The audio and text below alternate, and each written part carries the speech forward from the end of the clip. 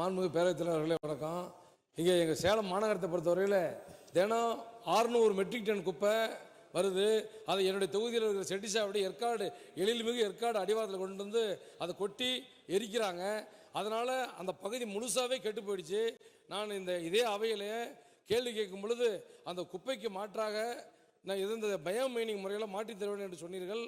இதுவரையில் எந்த விதமான நடவடிக்கை இல்லை. அப்படியே எங்கள் குப்பை எரிஞ்சிக்கிட்டே இருக்குது.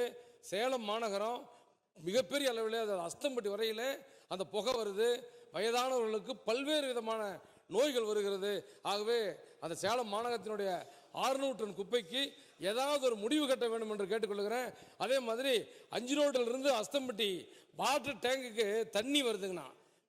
நம்ம மேட்டூர் குடிநீர் அது தினசரி வாரத்தில் 2 நாள் 3 நாள் உடஞ்சி போயிருது. 5 ரோட்லேருந்து அஸ்தம்பட்டி டேங்க் வரைக்கும். அதுக்கும் அந்த பைப் லைனை போடுற அதிகாரிட்டு கேட்டால் 25 ஆண்டுகள் ஆகுதுன்னு சொல்கிறாங்க. அந்த பைப் லைனை மாற்றி தங்கு தடை இல்லாமல் குடிநீரை சேலம் மாநகருக்கு தர வேண்டும் என்று மாண்புமிகு அமைச்சரை தங்கள் வாயிலாக கேட்டு வருகிறேன்.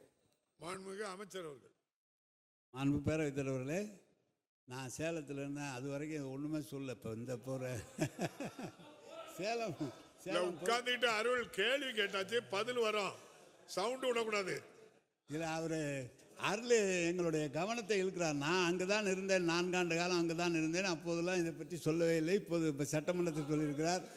அருள் அருள் உட்கார்ந்து கேள்வி கேட்டு. சேலத்தை பொறுத்தளவு மிகப்பெரிய நகரம். சேலத்தை பொறுத்தளவு மிகப்பெரிய நகரம்.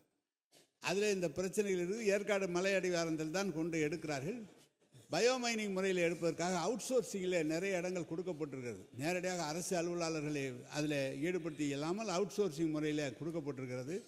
சேலத்தினுடைய கவனித்து அது என்ன செய்ய முடியுமோ அது விரைவில் செய்வோம். அதே மாதிரி பைப்லைன் மாற்றுவதற்கு இப்போது பழைய பைப்லைன்களை 40 ஆண்டு காலம் 30 ஆண்டு காலம் உள்ள பைப்லைன்களை மாற்றுவதற்காக ஒரு 100 திட்டங்களுக்காக நம்முடைய முதலமைச்சர் பணம் வழங்கியிருக்கிறார்கள். அது அஸ்தம்பட்டியில் இருக்கிற மேல்நிலை நீர்த்தொக்கு தொட்டிக்கு வருகிற பைப்பும் பழுதடைந்திருந்தால் அதை சரி செய்து தரப்படும் என்பதை தெரிவித்துக் கொள்கிறேன். மாண்புமிகு உறுப்பினர் கணபதி.